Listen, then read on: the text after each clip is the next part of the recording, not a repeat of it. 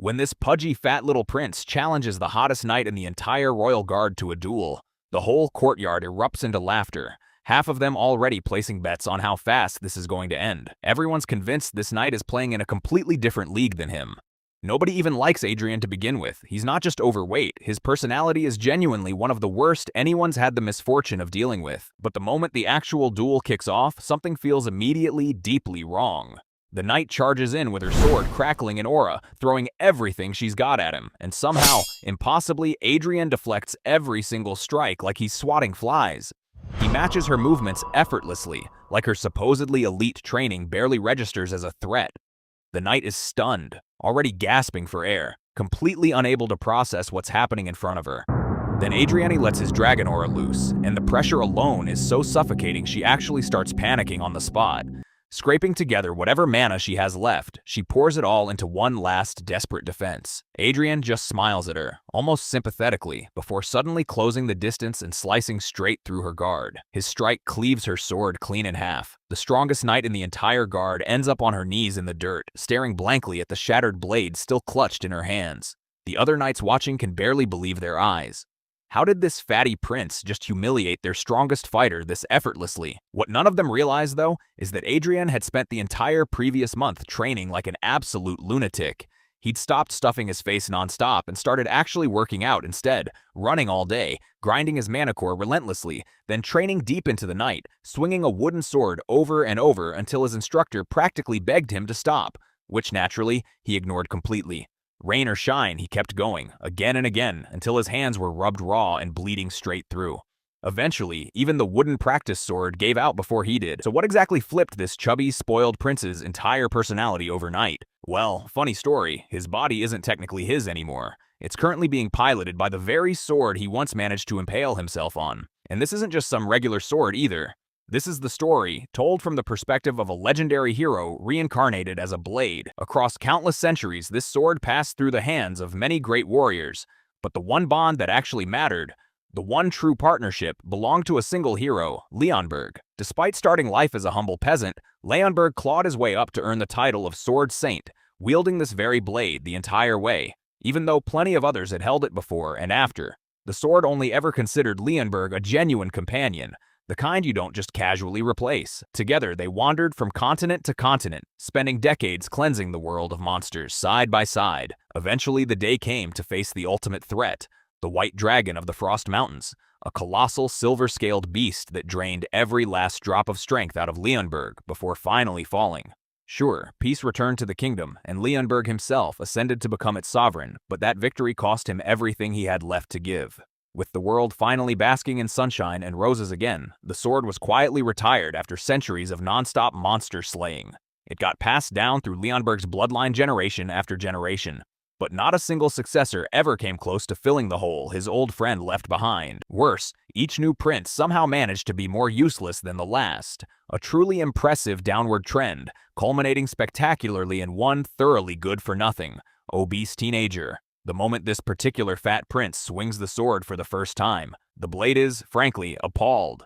This kid is an ill-mannered brat with absolutely zero clue how to hold, let alone wield, a weapon. Running a quick internal stat check, the sword pulls up a full system readout on the boy. Name, Adrian Leonberg, age 16, obese, practically nerfed sevenfold if the sword's math is right, which being a sentient magic sword, it absolutely is. In plain terms, his traits basically describe a walking L, barely any stamina to speak of, and cursed on top of it with a mana sensitivity disorder.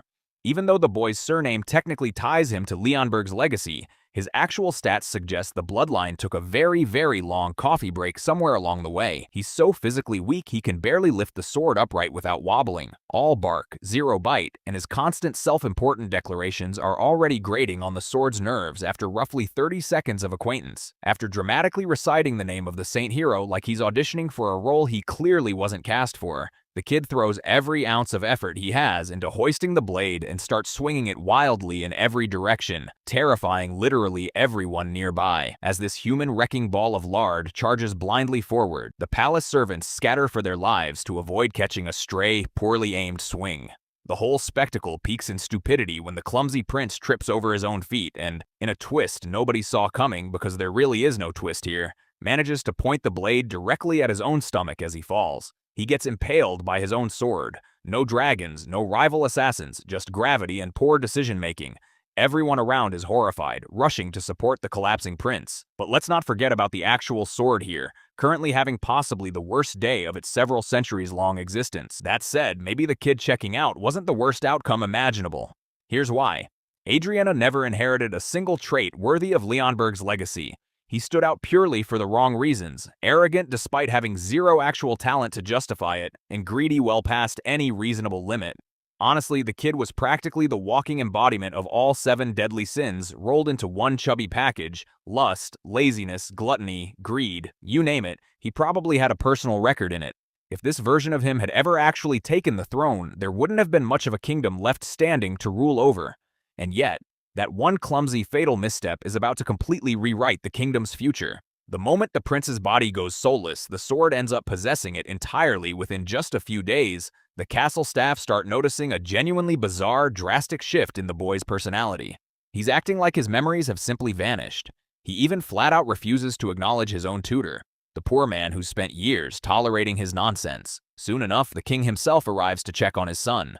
Just from a glance, the arrogant sword can already tell this must be the father, mostly because, thankfully, he doesn't look nearly as pathetic as his offspring. Still, the king finds his son's total lack of manners deeply unsettling, since Adrian doesn't even bother offering a greeting. Adrian's tutor quickly steps in to shield his student, insisting the boy's simply dealing with some kind of memory loss.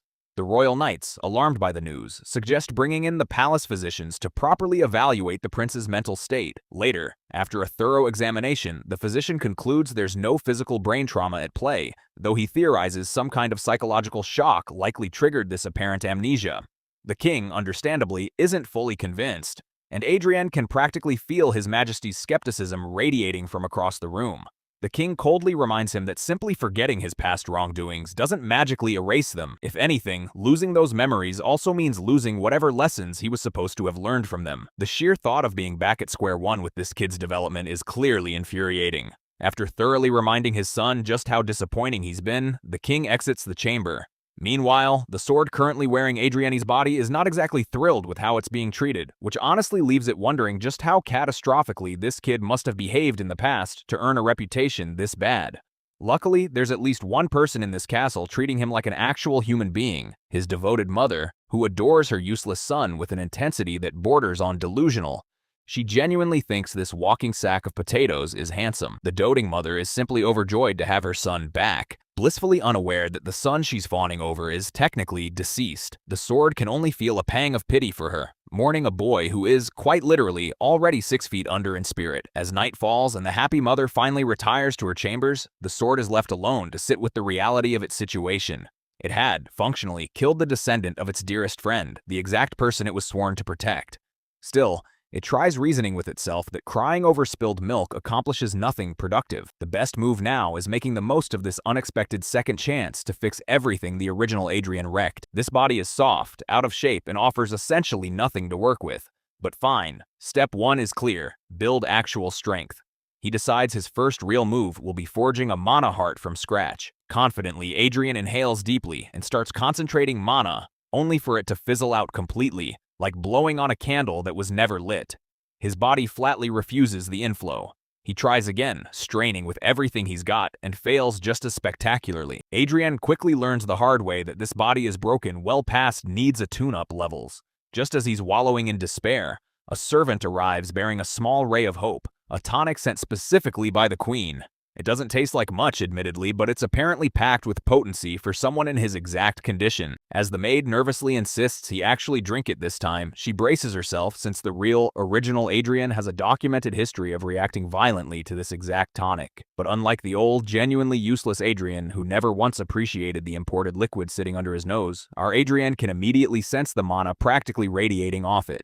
Without hesitation, he snatches the cup and starts chugging it down, much to the maid's visible shock. This is not the reaction she was braced for. Once he's drained it completely, he politely, if a bit stiffly, dismisses her.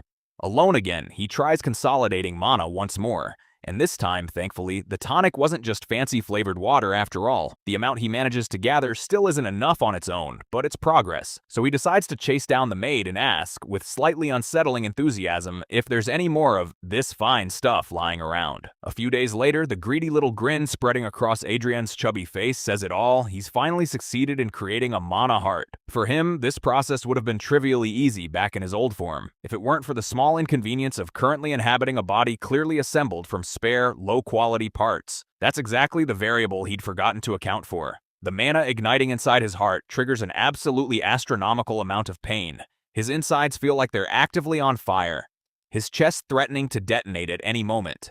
Yep, forging a mana heart has always been a brutal process. And if he loses consciousness partway through, that's essentially game over for him. So the kid grits through it, forcing himself to concentrate and sink fully into the process as the mana claims his heart. Eventually, he pushes past the worst of it, and his effort finally pays off. He feels genuinely proud of himself, not just for successfully creating a mana heart, but because for the first time, this mana heart actually belongs to him personally. In his previous life, he'd only ever helped other people wield theirs.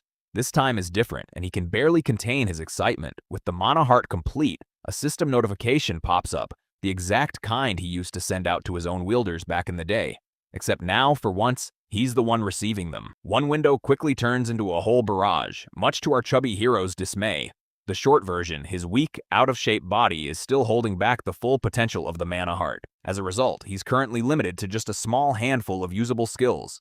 For now, he's granted access to only 2 authorities, Third Eye and Third Ear, and even those come with pretty tight usage limits. As the name suggests, Third Eye sharpens his vision significantly, while Third Ear lets him pick up a much wider range of sound frequencies, apparently wide enough to catch the maids gossiping about him behind his back, for entirely deserved reasons. But before he can fully lean into eavesdropping on the household staff, a wave of exhaustion crashes over him. The mana drain literally causing his vision to black out. Naturally, Adrian isn't thrilled about these restrictions. Back when he was still just a sword, he could see and hear in every direction simultaneously, no effort required. Now, he can barely scrape together enough mana to use Third Eye and Third Ear for a few fleeting seconds at a time. Still, he stays optimistic. Once his overall mana capacity grows, he's confident he'll be capable of far more than just peeking and eavesdropping. While his mana reserves remain modest, his appetite, on the other hand, is enormous, and right now, he's starving. In his single-minded pursuit of power, the sword had almost forgotten he's now stuck inhabiting an actual human body that needs, food occasionally. A little later, he reunites with his doting mother, who looks noticeably happier than he'd seen her before, entirely because her son actually finished every last drop of the tonic she'd sent. While she's busy showering him in maternal affection, a new figure enters the scene. When his mother asks if he recognizes this person, Adriani bluntly says no. Turns out this rather intimidating-looking man is her brother, meaning, technically, Adrian's uncle. The mother is hoping her brother might help her son recover his lost memories. The uncle, however, holds a considerably different opinion on the matter, pointing out flatly that Adrian's old memories weren't exactly worth preserving in the first place, so retrieving them would basically be a wasted effort. This blunt remark makes it immediately clear to our boy that this man is carrying some serious, long-simmering grudge against the original Adrian. For now, the uncle is only willing to commit to one thing: helping Adrian shed the excess fat and build some actual muscle. Expecting anything beyond that from him would apparently be asking too much. Still, the mother seems grateful even for this modest offer. Meanwhile, the way this man is staring him down with the predatory focus of someone sizing up dinner tells Adrian everything he needs to know. He's, to put it politely, thoroughly screwed. In the very next scene, the poor kid gets kicked flat onto the ground without ceremony. The uncle is looming over him like a starving wolf eyeing a particularly slow rabbit, making it crystal clear that Adrian isn't permitted to so much as breathe without express permission. Only if he feels like it, and that's a big if, will he bother teaching Adrian the family's most treasured, sacred swordsmanship. Naturally, this thoroughly ticks off our chubby protagonist. For someone whose legacy literally built this family's success, it's more than a little insulting watching the current generation act so ungrateful toward the very craft he personally invented. Fuming, Adrian pushes himself back up and vows that within 6 months he'll force his uncle to acknowledge him properly. If he fails, he's willing to become his uncle's personal puppet, no questions asked. If he succeeds, though, he wants his uncle to grant him a single wish in return. Mistaking the kid's newfound confidence for simple childish arrogance, the single most arrogant man in the entire world immediately agrees to these terms without a second thought, the irony apparently lost entirely on him. Internally, Adrian takes stock of his situation. Even though he'd just boldly declared certain victory out loud, he knows full well this current body is going to make his life absolute hell over the coming months. Wrapping himself in mana, he takes off sprinting, determined to start burning through the stubborn layers of fat clinging to him. Suddenly, the uncle notices actual mana circulating within Adriane's body, and the shock nearly short-circuits what's left of his brain. He immediately halts Adrian's sprint to ask, with genuine disbelief, whether he's somehow already formed a mana heart. Our boy doesn't waste a second showing off, desperately hoping to see his uncle's jaw hit the floor.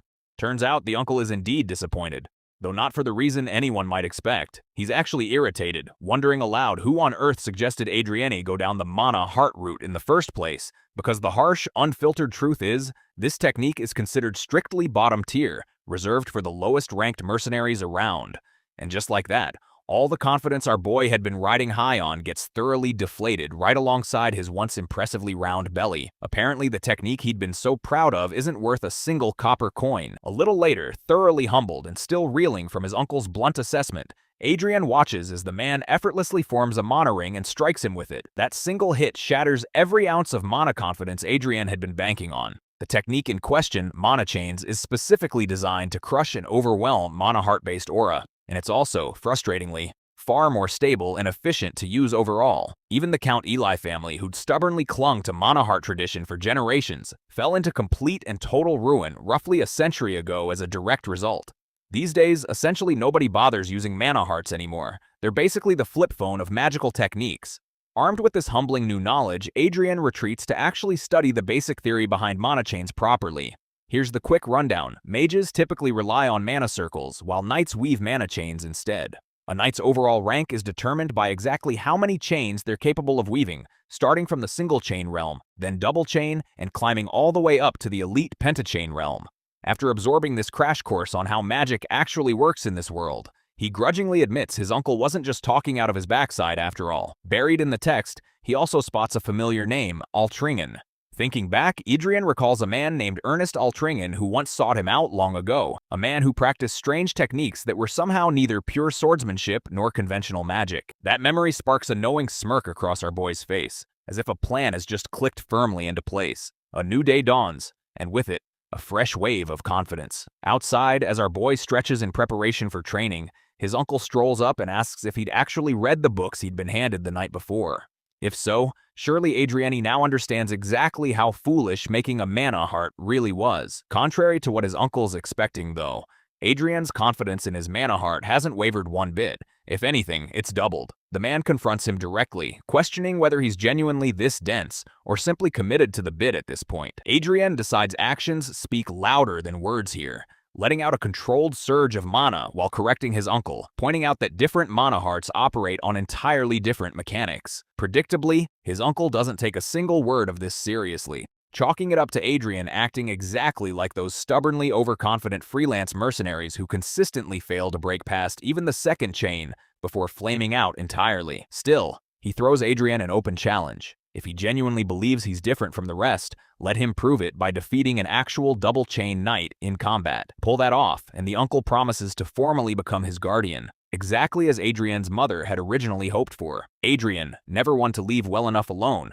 decides to needle further, wondering aloud whether having this particular uncle as a guardian is even a good deal to begin with. Unsurprisingly, the knight takes this as a direct hit to his considerable pride. This is, after all, a man who proudly calls himself Count of the Kingdom, commander of the Northern Army, master of the Black Lancers, and one of the 5 Silver Lions serving directly under His Majesty, a knight who's woven 4 full rings, a genuine quad-chain knight.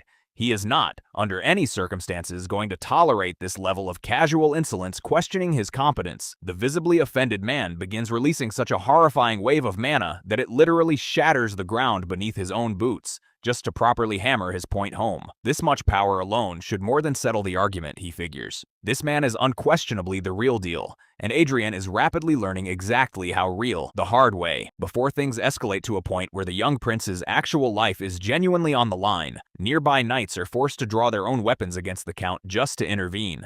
With the stakes now painfully clear, Adrian realizes this bet is going to require considerably more effort than he'd initially bargained for. A short while later, Adrian lies sprawled across the training grounds like a discarded sack of grain, thoroughly exhausted from the brutal cardio he's forcing himself through to shed the stubborn fat clinging to this body.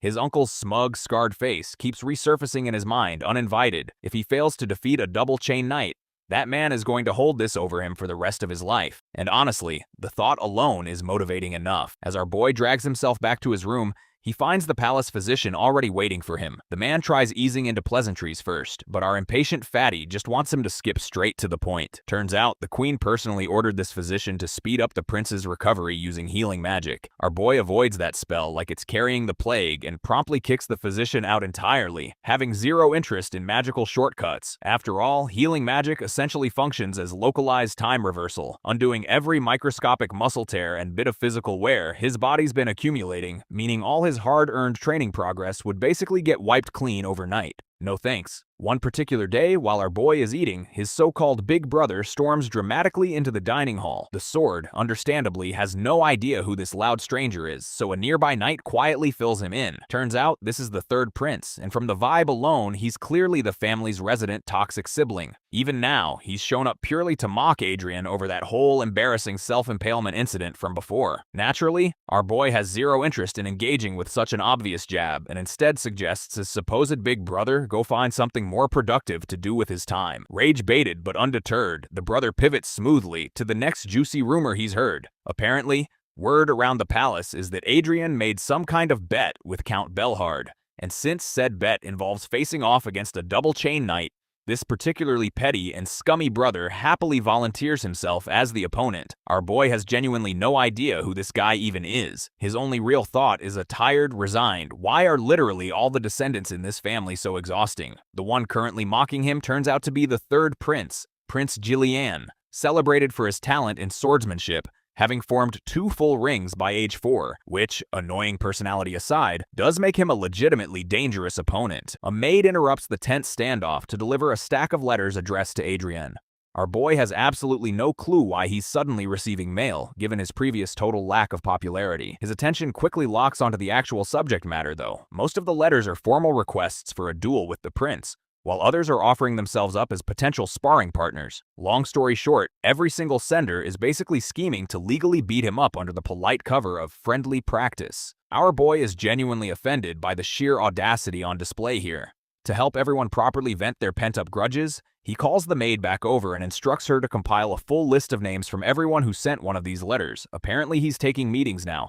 In the next scene, our boy is mid-training session when the northern commander suddenly tosses him a wooden practice sword, firmly committed to the idea of teaching the prince at least some baseline swordsmanship, regardless of how the boy actually feels about it.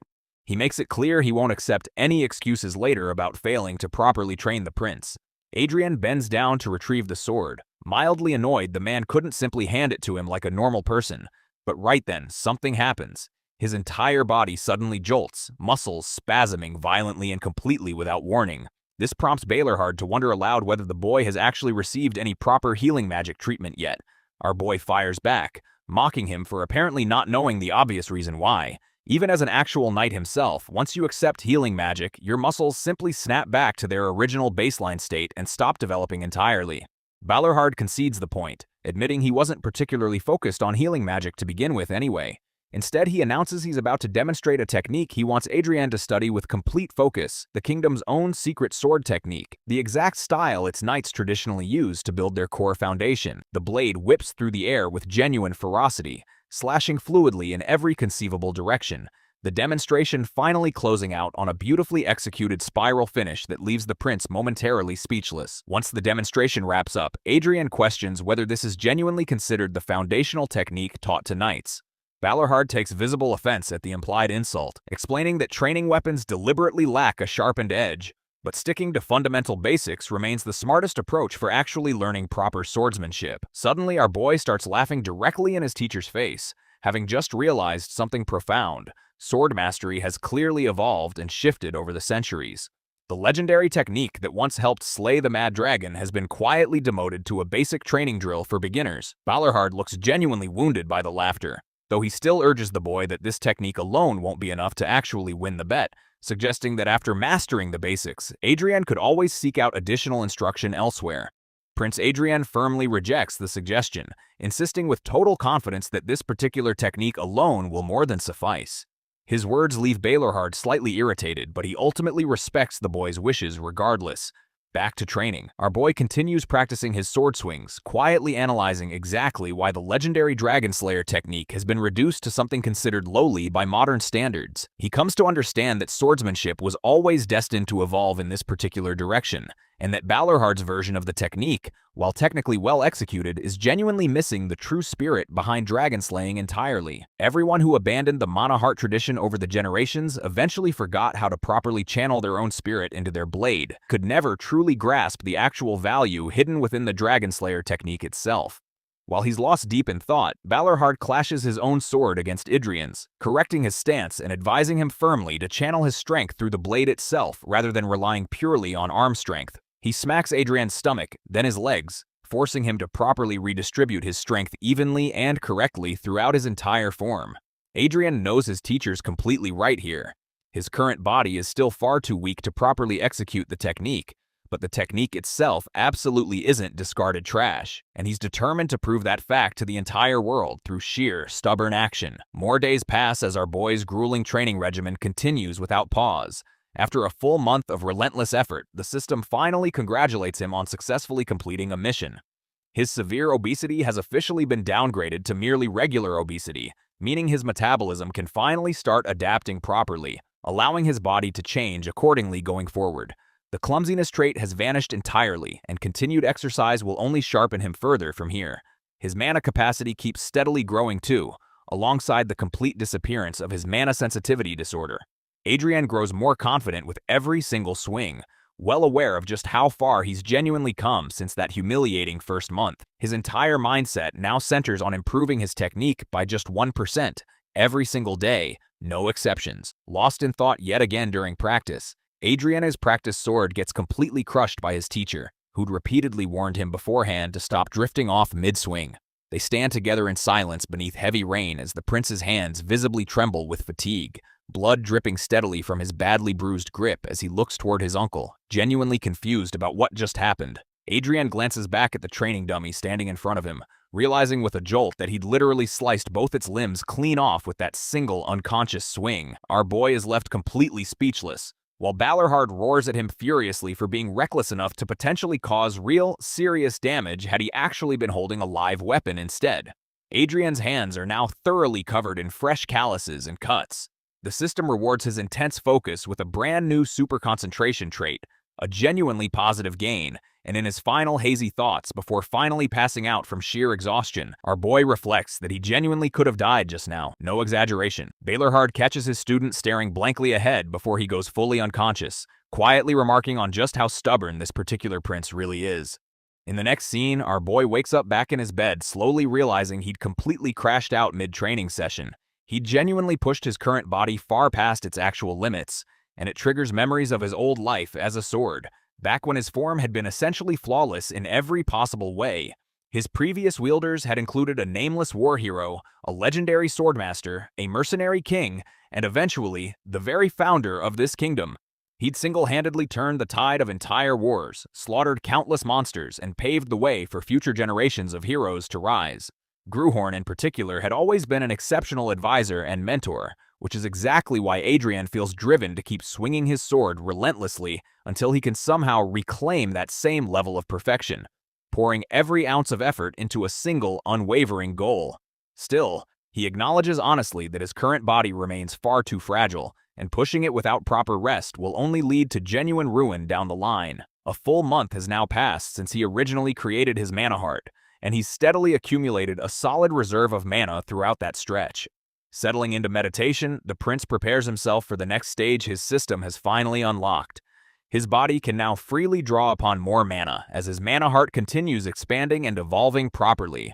His physical constitution has adjusted alongside it too, accommodating the mana heart's growth and unlocking genuine physical benefits as a direct result. By the end of the process, Adrian's mana heart successfully stabilizes, prompting him to immediately test it out. Grabbing his sword, he executes a single swing, having officially reached the rank of sword learner.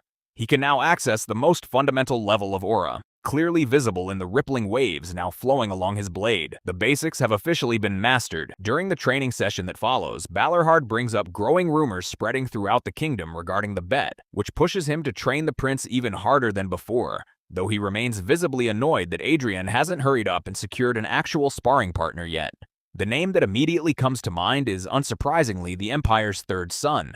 Setting that aside, though, our boy knows full well he can't reasonably face a full double-chain warrior head-on just yet, so he wonders aloud if he could instead start smaller, testing himself against a single-chain opponent first as a reasonable starting point. Adrian turns to Carl for a status update on his earlier task. The knight confirms he followed instructions precisely, sending out sparring requests to essentially everyone. Still, Carl admits he's genuinely puzzled why the prince seems so eager to practice against literally all of these particular people. The reason, as it turns out, is refreshingly simple. Every single one of these prospective opponents harbors some personal grudge against the old, obnoxious prince, meaning they're all quietly planning to use this opportunity to settle old scores under the polite guise of sparring. Our boy is already fully aware of their scheme, though, and honestly, he's completely fine with it. His only real request is that his uncle personally referee each and every session, simply to make sure nobody accidentally dies mid-match. A reasonable ask that Balorhard shouldn't have any issue fulfilling whatsoever. A few days after this conversation, the very first training match finally kicks off. The challenger stares up in visible awe at the grand, imposing palace belonging to the notoriously scoundrel prince. This particular fighter goes by Taylor Tailheim, the second son of an otherwise unremarkable baron's family. Years earlier, this exact fat, obnoxious prince had publicly humiliated him, mocking both his older brother and father in front of an entire crowd, effectively dragging the family's reputation straight through the mud in one afternoon. Ever since that day, the Talheim family has struggled under a cloud of public ridicule and lost respect. That's precisely why Taylor has come here now, fully intent on finally settling the score against this insufferable prince. Shortly after arriving, he greets Adrian with what can only be described as exaggerated, almost theatrical respect. Taylor proudly announces his current rank as an apprentice knight of the single chain. Though honestly, this introduction is dragging on far longer than necessary for what's supposedly just an unofficial sparring match. Our boy openly mocks him for it, bluntly calling him weak to his face, which only further confirms to Taylor exactly how arrogant this prince genuinely is. Balorhard, picking up on the young man's simmering hostility, orders him to compose himself, since the actual match hasn't even started yet. Bro instantly flips from stone-cold killer energy to full-blown fanboy mode the moment the Northern commander steps in to referee, our boy privately thinking his uncle probably deserves the actual princely title more than he himself does. Balorhard naturally just mocks him right back for being a spoiled little brat, historically speaking. Regardless, both fighters take their positions as the match officially begins. The two size each other up in tense silence. Taylor moves first, unleashing his aura with visible confidence, a smug grin plastered across his face as he lunges forward, clearly eager to teach this prince a lesson. He goes for an aerial slash, but even at a casual glance, Adrian immediately spots several wasted, inefficient movements in the apprentice knight's form. Almost lazily, he blocks the strike outright, visibly stunning Taylor with his sudden, effortless display of mana heart control. Taylor leaps backward to reset the distance between them, questioning aloud how a mere mana heart could possibly block an actual mana chain technique. His observation technically isn't wrong, except for the small detail that he's currently only working with a single chain, meaning the gap here isn't quite as dramatic as he assumes, mostly just mildly amusing to the prince at this point. Interestingly, spectators nearby start picking up on a strange, distinct sound emanating directly from the sword itself, one that visibly stuns even Adrian's own uncle watching from the sidelines. This particular phenomenon is known as a sword cry. Taylor, refusing to accept the prince's growing capabilities, impulsively charges in again, this attack noticeably heavier than his first, though our boy defends it cleanly regardless. The clash escalates into a proper sword duel, blades exchanging blow after blow as both fighters repeatedly draw back to reset. Around this point, Adrian starts feeling genuine fatigue creeping in, privately noting that mana rings function almost as the polar opposite of a mana heart. That single exchange alone left his own mana feeling dangerously close to crashing and backflowing on him. Meanwhile, his opponent's expression is honestly a sight to behold in its own right. Adrian, recalling Taylor's position as the second son of his family, taunts him for being far too emotionally reactive mid-fight. As for our boy himself, he takes a steadying breath and sinks deeper into focused concentration. Adrian calls upon an awakened spell, reasoning internally that even though the sword carries magical or divine properties, it remains fundamentally a piece of his own soul. The mana heart formally accepts his willpower, and the very first hint of color finally bleeds into the previously colorless mana heart. The long-dormant will of the Dragon Slayer stirs fully awake within him, and with that, the memory of the sword merges completely with a heart purpose built specifically for slaying dragons. The heart of the Dragon Slayer skill spirals violently into motion as Adrian transforms, taking on a distinctly draconic state. His entire body now channels the dragon's own will as part of the sword's inherent power. From a distance, the once helpless-looking prince suddenly resembles a literal manifestation of death itself, crimson aura pouring off him in waves. Taylor freezes in genuine terror at the sheer sight alone, while Balorhard immediately demands the duel be halted on the spot. Filled with unshakable determination, the now genuinely terrifying prince rockets forward, fully intent on ending his opponent for good. In a quick flashback, it's revealed Adrian had actually made a specific prior request to his uncle: stop him personally if things ever escalate to the point of him actually trying to kill an opponent. That's exactly the moment unfolding right now, forcing the Northern Commander to intervene immediately, activating a skill to physically slam the prince back under control. The boy gets launched clean into a nearby wall, though thankfully Balorhard manages to stop him just in time before real damage is done. Suddenly, the surrounding knights swarm in from every direction, genuinely convinced this whole altercation may have just been an attempted assassination against the prince himself. It's technically a serious offense, but our boy quickly scrambles back up, waving them off before things spiral further, since he's the one who explicitly ordered Balorhard to intervene in the first place. He just hadn't quite anticipated getting knocked clean out afterward. The prince faints, and by the time he wakes back up, his mana heart is still pounding uncomfortably from the whole ordeal.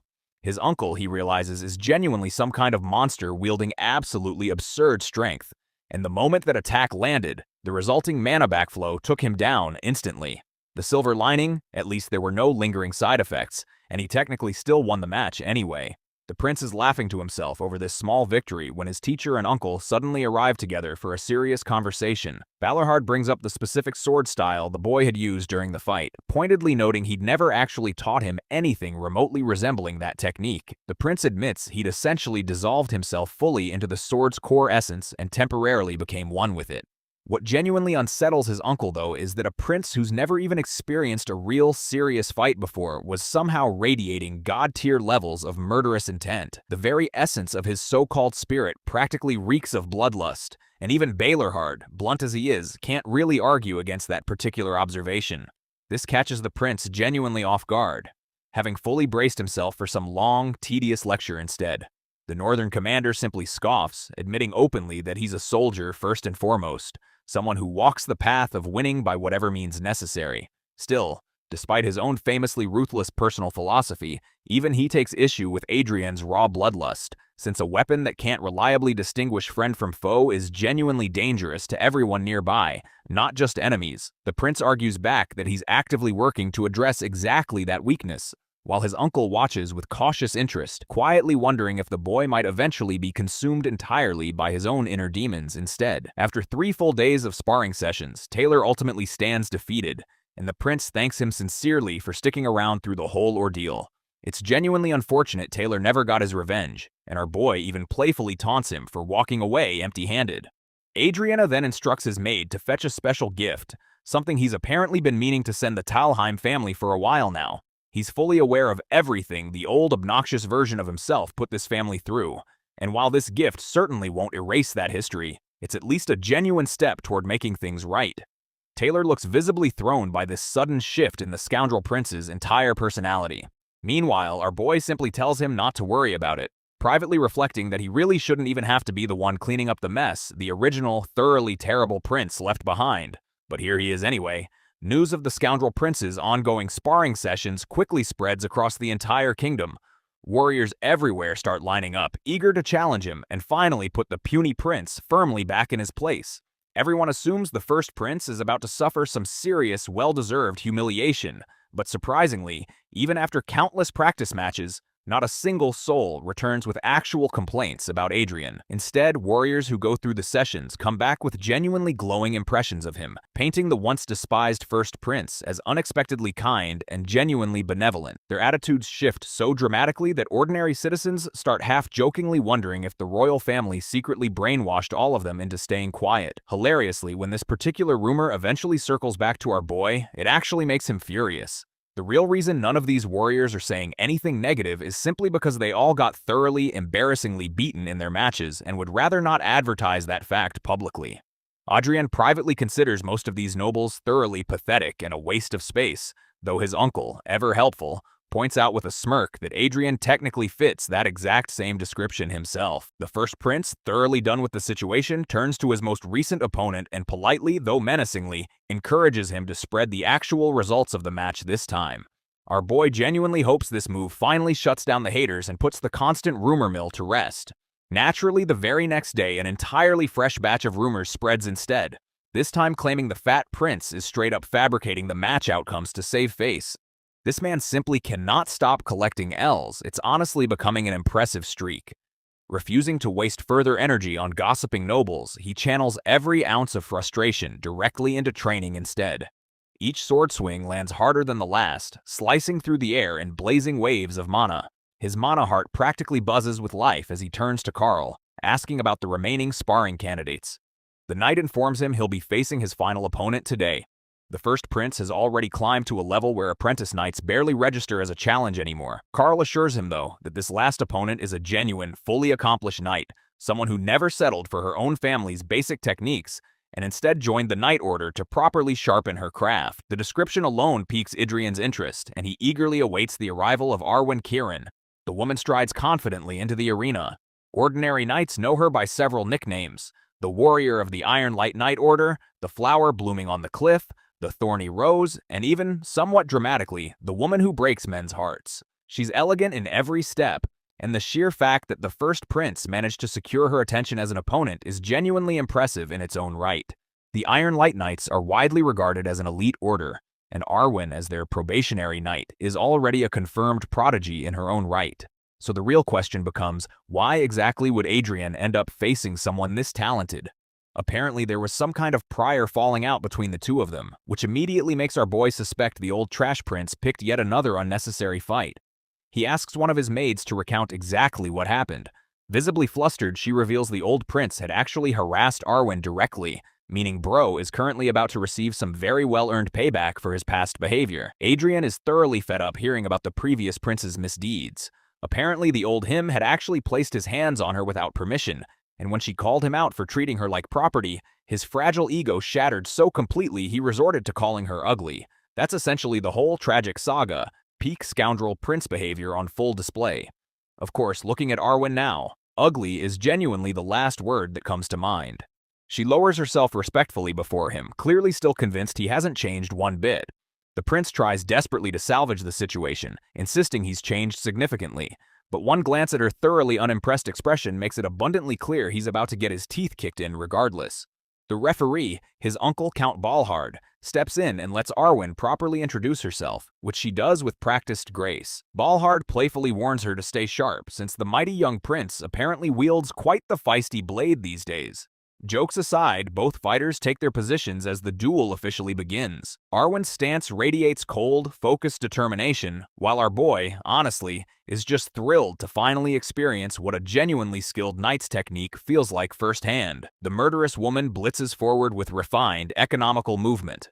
The first clash gets blocked cleanly by the young prince, though the sheer mana disparity between them triggers an immediate backflow, forcing blood from his mouth on impact. Gorgeous yet relentlessly focused, Arwen presses her offensive advantage further. Both fighters trade blows rapidly, blades clashing back and forth across the arena. Our boy is thoroughly getting ragdolled at this point, Arwen firmly controlling the entire pace of the fight.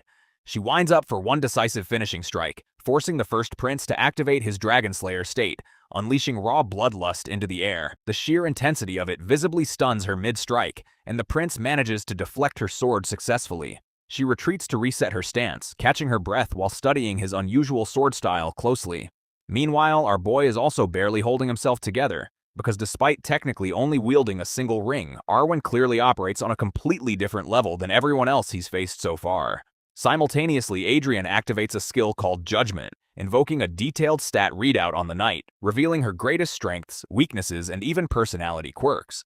The fact that he can partially read her level even with his currently limited skill access proves he genuinely stands a real chance of beating her. Budget Gilgamesh on a strict diet unleashes his crimson aura fully, prompting Arwen to mirror the escalation. Both fighters surge forward at chaotic, blistering speeds, officially kicking off the real fight. Several minutes later, both warriors stand visibly exhausted at the climax of their brutal exchange. It's a genuinely even match, prompting Balorhard to step in and call the fight for the day, postponing the conclusion until tomorrow. The prince, ever humble, claims he was clearly about to finish her off. Arwen, equally cocky, claims the exact same thing right back at him. Both of them, thoroughly stubborn, want to keep fighting regardless. But Balorhard has zero interest in babysitting this standoff all day and insists both of them need proper medical treatment immediately. A healer arrives to patch up our boy's injuries, though Adrian's too busy glaring daggers at Arwen, who returns the exact same energy right back at him. Both turn away simultaneously, silently sharing the identical thought, absolutely refusing to be the one who loses here. The second day ends in the exact same stalemate, and by the third day, neither warrior shows any sign of backing down. Arwen's clearly skilled enough that the prince simply surviving this long against her already speaks volumes about his own growing ability. Before round 3 officially begins, Adrian mentions he's got something important to say. She assumes it's finally an apology and immediately rejects the idea outright. Her pride as a knight was wounded, and she fully intends to reclaim it through combat, not words. Admirable stance, though honestly, apologizing was never even on Adrian's radar to begin with. Instead, he proposes raising the stakes, since neither of them shows any interest in backing down. The proposed reward is simple. Whoever loses grants the winner exactly one wish. Absolutely no restrictions on scope. The nearby knights immediately try shutting this idea down, insisting it's far too reckless for a royal prince to make such an open-ended promise. Adrian silences them and turns directly to Arwen for her take. She points out that as a knight formerly serving the royal family, she technically couldn't accept a condition like this under normal circumstances. However, given she's now being handed a legitimate, fair opportunity to properly reclaim her pride, she's more than happy to accept the wager. Adrian, delighted by her answer, meets her head-on for round 3. Both fighters swing chaotically, each desperately trying to break the other's spirit first. It's here that Adrian unleashes a move so blisteringly fast it genuinely stuns the prodigious knight mid-exchange. She can't process how he's improved this dramatically within a single day, almost as though he'd been deliberately holding back his true strength the entire time. The two clash relentlessly, dancing violently across the arena floor. Except this time, the momentum has completely flipped. Prince Adrian now dominates the exchange, steadily pushing her backward, even landing a shallow scratch across her cheek at one point. Refusing to let up, the prince closes the distance for what's clearly meant to be the decisive finishing blow. Essentially, his sword speed simply outpaces her ability to defend against it entirely. Both weapons collide violently. One sword goes flying, shattered completely midair. The knight drops to one knee as every spectator present witnesses the official victor of this match. Arwen can barely process the outcome, while Prince Adrian claims decisive, undeniable victory over Arwen Karayan. As for his prize, it's refreshingly simple.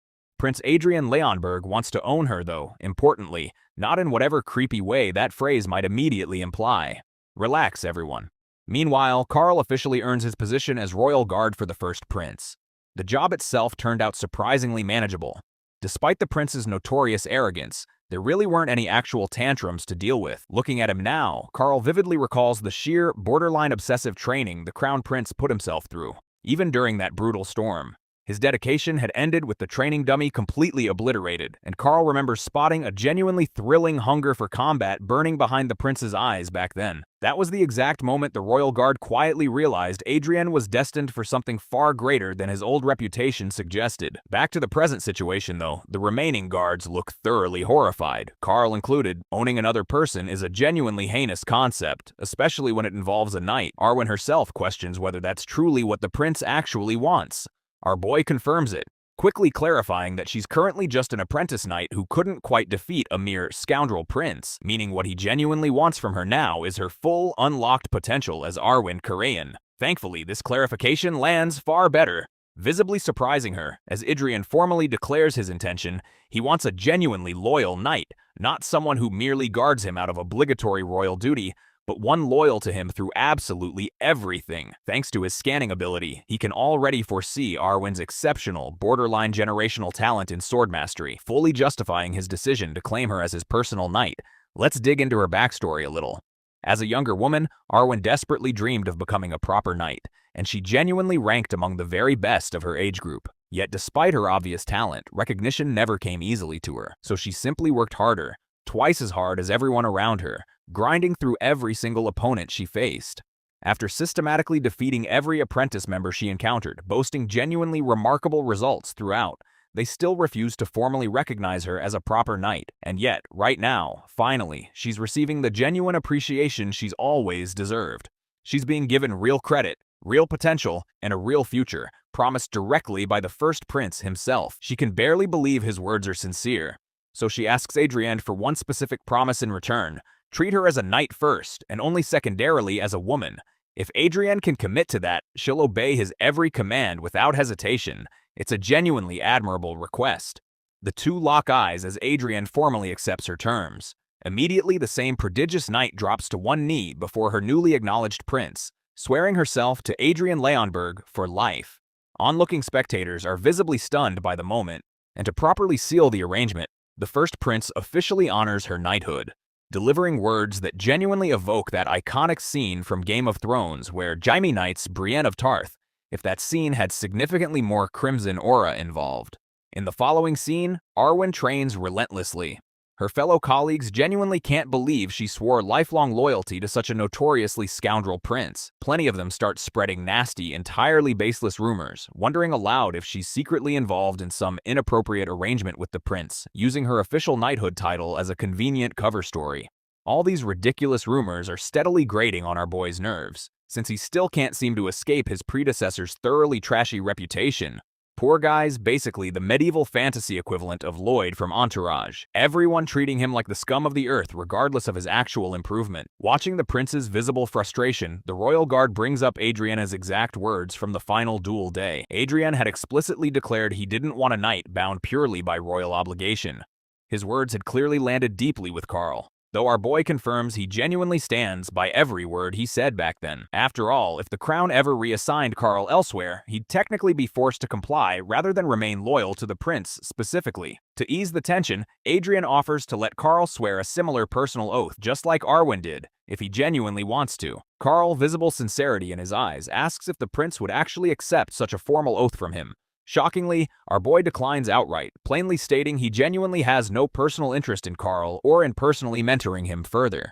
It's a blunt, almost brutally honest comment, but our boy is completely serious about it. Anyway, Adrienne receives an official notice from the royal family, formally releasing him from his probation period and granting him entry into the upcoming banquet. Surprisingly, the probation ends nearly 2 months earlier than originally scheduled, so despite the king's initial fury, something apparently shifted his decision considerably. The prince has genuinely no idea what's going on inside his father's head, and honestly, he doesn't particularly care about the probation ending anyway, since he was never planning on leaving the palace much regardless. One maid, meanwhile, reads something that immediately catches Adrienne's attention, a fresh invitation addressed to the first prince. She hands it over and he opens it curiously. The event turns out to be a social gathering for young lords, a club the old scoundrel prince apparently frequented regularly in the past. The maid describes it delicately as a rather incomprehensible place, full of thoroughly questionable activities, basically code for excessive drinking and questionable company. Our boy has zero interest in continuing down that particular road, so he immediately drafts a rejection for this seemingly pointless gathering. But then he flips the note over and reads the sender's name, Bernardo of the Eli family. Apparently his supposed old friend, a name that instantly jogs a memory from his uncle's earlier lecture. Adrienne recalls the Eli family had once strongly championed mana heart usage before collapsing into total ruin roughly a century ago. Curious about his old friend's family fortunes, the prince decides to attend after all, secretly hoping his friend's household hasn't fully collapsed into obscurity just yet. 4 months into inhabiting Adrienne Leonberg's body, the young prince has shed an absolutely staggering amount of weight. He's had a tailor craft a custom outfit specifically suited to his new physique, keeping the overall style clean and minimal. The truly stunning part, Our boy has genuinely transformed from a walking bowling ball into someone who could reasonably model for a living. Even the prince himself seems mildly shocked by his own physical transformation, while his tailor is absolutely swooning over the finished results. Immediately offered the opportunity to design a second outfit for palace wear as well. However, Adrian asks him to hold off briefly, since his measurements might still shift further as training continues. In the following scene, the prince makes his way toward the social gathering. Adrian recognizes he's stuck in a genuinely awkward position, perpetually surrounded by guards and carriage attendants everywhere he goes. A genuinely overwhelming experience for someone still adjusting to royal life. Suddenly, he notices a visible scar along his maid's neck. Apparently, it's a direct result of some past incompetence, meaning the old bastard prince had personally punished her for it. Adrian feels genuine disgust toward the previous prince for traumatizing the very staff meant to serve him. Despite crossing paths with her repeatedly, he realizes he's never actually bothered learning her name, so he asks directly and learns it's Adelia Byron. The Byron family name immediately clicks something in Adrian's memory, since it barely even registers on the current noble registry anymore. Long ago, back before cities even existed, numerous other races flourished alongside humanity. Mankind, notably weaker at the time, was routinely robbed and slaughtered for that very weakness. But eventually an era arrived where humanity finally seized control of its own destiny, emerging victorious from the Great War as the dominant species across the entire continent. The most celebrated among these early heroes were known collectively as the Five Electors. Among these five legendary figures, one wielded the very sword Gruhorn, a woman who once stared down an entire horde of titanic monsters, openly questioning what she and her loyal blade would even do once the war finally ended. She leapt fearlessly into battle and personally beheaded the King of Giants with a single decisive sword strike. That single kill effectively ended an entire era of systematic exploitation, earning her the legendary title of the Iron-Blooded Sword Empress, Agnes Byron. She was genuinely one of a kind, someone who cursed out monsters mid-battle and absolutely dropped F-bombs in nearly every sentence, stringing together elaborate combinations of profanity faster than peak Eminem on his best day. Even Gruhorn himself, a literal sentient sword, apparently found her language genuinely uncomfortable at times. Bro is legitimately traumatized just recalling this particular memory, and thoroughly stunned to discover her actual descendant is sitting quietly right in front of him. It makes him seriously wonder what exactly happened to the Byron family to reduce them to such an obscure, forgotten rank. Anyway, Carl announces they've officially arrived at the destination. Our boy exits the carriage, fully intending to have a proper, overdue conversation with Adelia later, thoroughly confusing both the maid and his royal guard in the process. Outside, a silver-haired man warmly welcomes his old friend. This is Bernardo of the Eli family, who expresses genuine, deep gratitude toward the prince over his remarkable transformation. Strangely, Adrian notices something interesting nearby, sparking Bernardo's curiosity. Our boy simply assures him it was a genuinely good decision to come tonight, promising it'll prove thoroughly entertaining. In the next scene, they arrive at the club, where visibly drunk hooligans mutter and tease each other with delight throughout the space. The party is in full, chaotic swing, though Bernardo seems genuinely thrown off by the prince's uncharacteristically composed behavior. The same scoundrel who'd typically get thoroughly drunk and start aggressively flirting is instead standing completely silent tonight. The very aura radiating off Adrian feels fundamentally different than before. In fact, when one particularly drunk guest wanders over to bring up rumors of his victory over Arwen, Bro doesn't even respond verbally. The whole party quickly shifts to gossiping about his impressive win, these thoroughly creepy men growing curious, wondering aloud how gorgeous Arwen must look beneath her armor. Composed despite the crude commentary, he simply asks the man if he happens to have any siblings present. The man reveals he has a younger sibling, which brings the prince noticeable relief. Why exactly? Because Bro fully intends to end this particular man's bloodline lineage temporarily and throws a punch so devastating it sends the guy flying clean across the room.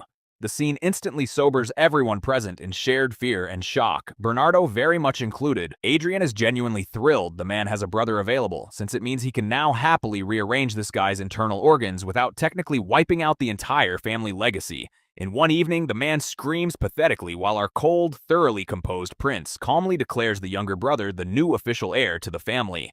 The beatdown continues uninterrupted, Adrian's growing bloodbath horrifying the surrounding crowd. The beaten man genuinely doesn't understand why he's suddenly being used as a human punching bag. Using this as a convenient teaching moment for everyone present, the prince emphasizes firmly that he will absolutely not tolerate being treated like a scoundrel. regardless of how he's currently perceived by the room. Bro's dramatically Shakespearean delivery leaves the entire party thoroughly confused. To clarify his point more directly, Adrian launches another punch. Apparently, actions communicate his feelings far more effectively than words ever could. After thoroughly smashing the first guy with what amounts to roughly 1 billion Mike Tyson caliber punches, he calls Bernardo over, who drops to his knees almost instantly. Bro genuinely does not want to end up sharing the same fate as the guy currently bleeding on the floor. The prince, with an edge of genuine menace, reminds him of his earlier promise that tonight would be quite entertaining indeed. Bernardo, thoroughly lost on what exactly is happening to his old friend, receives an order to summon the royal knights immediately. He takes off at rocket speed to fulfill the request while the rest of the stunned party simply watches the prince in tense, uncomfortable silence. Adrian calls for the women standing in the back to exit the room, an instruction that immediately draws the nervous attention of one particular man. This guy attempts to slip out quietly alongside them, but Adrian clocks his movement instantly. He's perfectly fine letting the guy leave alongside the woman, so long as he gets to permanently rearrange this man's anatomy the exact same way he did the previous guest. The mere suggestion alone paralyzes every remaining man in the room with genuine terror, because honestly, there's simply no threat more universally understood than the very real possibility of your reproductive future getting curb-stomped into oblivion. Adrian informs the room that they disrespected him earlier by refusing to properly kneel, going so far as to mock him and insult his personal knight. To ensure fitting consequences, he's already summoned royal guards, specifically Carl, who formally labels the group as treasonous individuals. With a single decisive order, the royal guards happily begin rounding everyone up. Adrian gives the command with genuine enthusiasm, personally ensuring absolutely nobody manages to slip through the cracks unpunished. Following this eventful evening, the prince gets summoned before the king yet again over another apparent chaos-inducing episode. 14 noble children end up arrested under various technical charges. The king is furious that his son invoked royal authority so aggressively, potentially bringing serious retaliation from the victims' respective families. But with 14 separate noble families now involved, the king genuinely worries about facing severe political backlash. Adrian, knowing his father well, correctly calls out this exact concern before firmly pointing out that every single one of these individuals are, frankly, irredeemable trash who deserved exactly what came to them. In fact, he recommends his father draft formal letters specifically to the younger siblings of these arrested individuals, essentially handling the succession fallout proactively. Hearing his son's surprisingly calculated reasoning, the king simply orders him to leave the room, which the prince does without a shred of worry.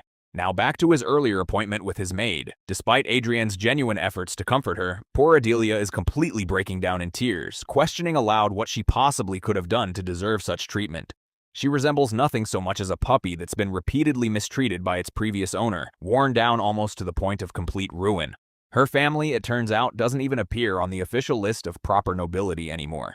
Not even the current Leonberg family descendants seem to retain any real knowledge of the Byron family's true historical significance. It's as though an entire chapter of history was deliberately erased somewhere along the way. Agnes Byron's genuinely peerless historical contributions are apparently no longer remembered at all. The entire Byron legacy has essentially evaporated from public memory, and yet, our boy can clearly detect genuine, latent potential buried deep within Adelia's swordsmanship. This woman is secretly an S-rank talent, carrying an absolutely wild combination of inherited traits. For starters, she carries the Butcher trait, which activates specifically upon seeing spilled blood. She also carries War Maniac, signifying a genuine borderline unhealthy obsession with combat itself. Simultaneously though, the maid also carries Fragile Heart and Caregiver traits, making her outwardly gentle and remarkably passive in everyday life. So essentially, this maid possesses genuinely unmatched swordsmanship and combat potential.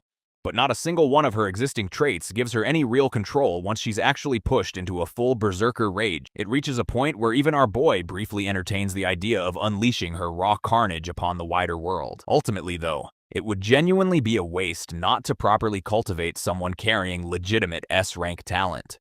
Let's discuss the slave mentality trait for a moment, which essentially means the servant experiences genuine happiness and loyalty specifically through serving their designated master. Leveraging this particular trait, Adrian demands she swear absolute unconditional loyalty directly to him. It's admittedly a somewhat confusing request initially, since she's technically already serving him as his maid, but Adrian clarifies he wants something considerably more formal and permanent. He wants her to become his personal knight. Effective immediately. The shy, visibly fragile girl breaks down entirely, initially refusing such a grand responsibility, genuinely believing herself far too insignificant for such an honor. But our boy already knows the full truth about her family's forgotten legacy and assures her he'll personally take complete responsibility for her well-being going forward. In exchange, she simply needs to swear absolute loyalty and serve without question. His underlying strategy here is straightforward.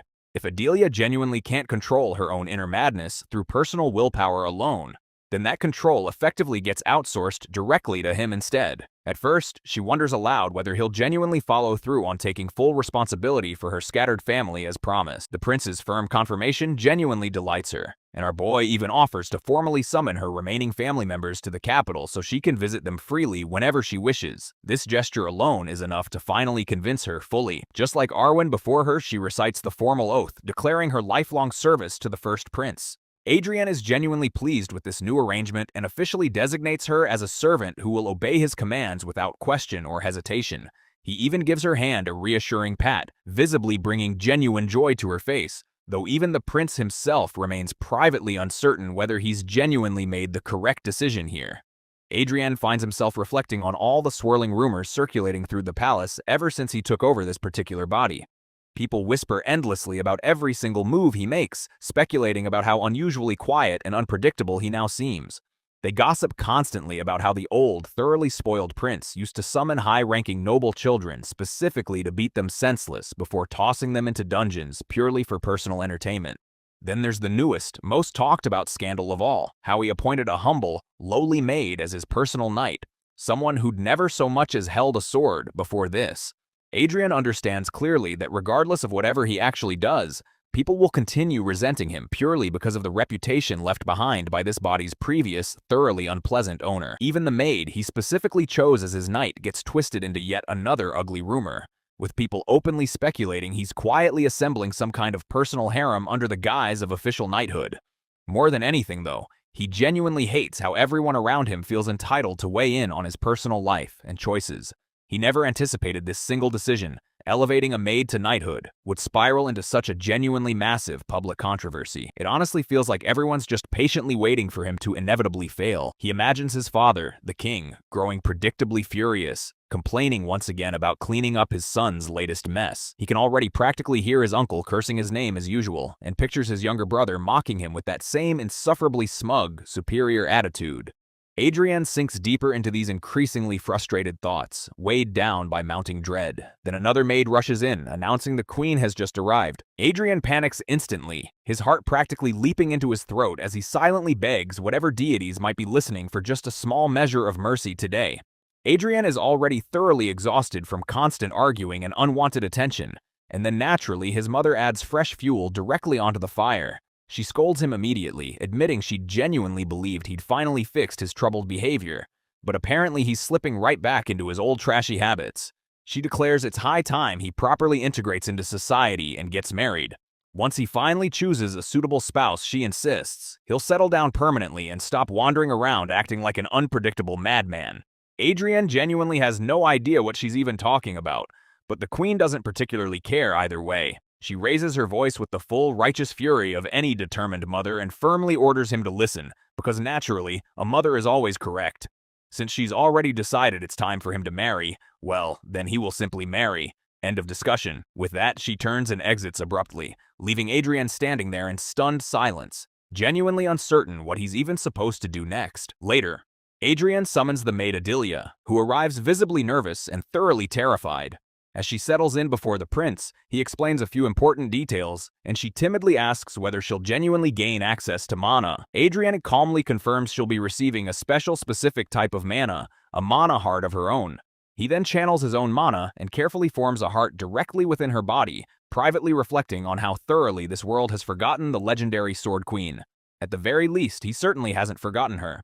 He remembers every meaningful detail, the exact path she once walked, the fluid, almost living way the sword moved in her grip, and the effortless authority with which she commanded it. He genuinely wants to reawaken that same legendary destiny within Adelia, firmly believing this particular path truly belongs to her by right. He even recalls the powerful, resonant rhythm of the Sword Queen's original mana heart, once beating with unmistakable pride and unwavering resolve. The mana heart finally stabilizes fully inside Adelia, and a system notification confirms the imprint is complete and stable. Adelia watches, mesmerized, as a soft golden glow radiates from her own chest. Utterly stunned, she whispers in disbelief, asking if this truly represents the power of mana. Once the process concludes, Adrienne explains that what she just witnessed represents the fundamental refinement method for forming a mana heart properly. He instructs her to practice it independently whenever she gets the chance. Suddenly, Adelia grows visibly anxious, though her concern quickly shifts entirely when Adrienne abruptly collapses to the ground, scraping his knees painfully. The strain of manually forging another mana heart has left him completely drained. She rushes toward him immediately, but he waves off her assistance, brushing off the collapse and insisting he's merely a little tired. Adelia hesitates for a moment, then quietly asks how someone of his standing could possibly choose a lowly maid like herself for something this significant. Adrienne, genuinely out of patience for further questions, simply tells her to leave. When she doesn't immediately move, he glances back and asks why she's staring at him like some kind of lost puppy. Adelia quickly bows her head, a mixture of fear and genuine respect crossing her expression, and swears she'll serve him with absolute, unwavering loyalty for the remainder of her life. The answer satisfies Adrienne completely. He reminds her firmly to never forget that he remains her master above all else. Adelia takes those exact words as a genuine badge of honor.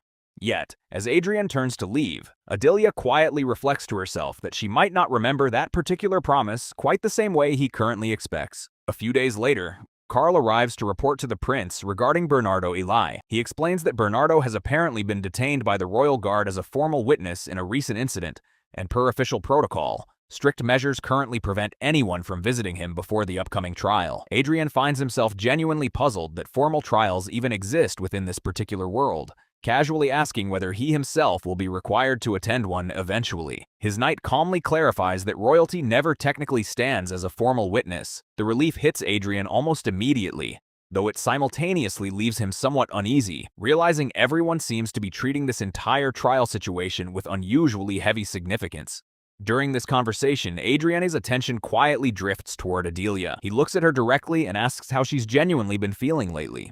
The poor girl freezes momentarily in surprise, clearly not anticipating his unexpected concern. Adrienne then follows up, asking specifically whether her newly formed mana has properly stabilized yet. Adelia composes herself and confirms that it has. Hearing this, Adrienne rises immediately without hesitation and declares that from this point forward she'll officially join him during his regular training sessions. He instructs her to change clothes and meet him directly at the training grounds, explicitly telling her to leave the cleaning rag behind entirely because from this moment onward, she's officially a knight. Full stop. At the training grounds, Adrienne begins his usual stretching routine, slow and relaxed. Before he can properly settle into his rhythm though, someone interrupts him. It's his uncle Belhard. He poses a question, and Adrienne responds with characteristically sharp sass, clearly uninterested in dealing with him today. His attention instead stays fixed elsewhere, on a girl visibly struggling through laps across the training field. Adrienne casually asks his uncle whether he's already heard the circulating rumors, then openly confirms he's actively training her into a proper knight. The statement immediately provokes Belhard's characteristic anger. He lashes out predictably, accusing Adrienne of recklessly forcing a young maiden into knighthood and wasting valuable time on thoroughly foolish, sentimental ideas. Adrienne snaps right back, telling him firmly to stop meddling in his personal affairs, as he habitually does. Their argument escalates rapidly, sharp words flying back and forth until Adelia finally completes her 10th full lap and collapses breathlessly onto the ground.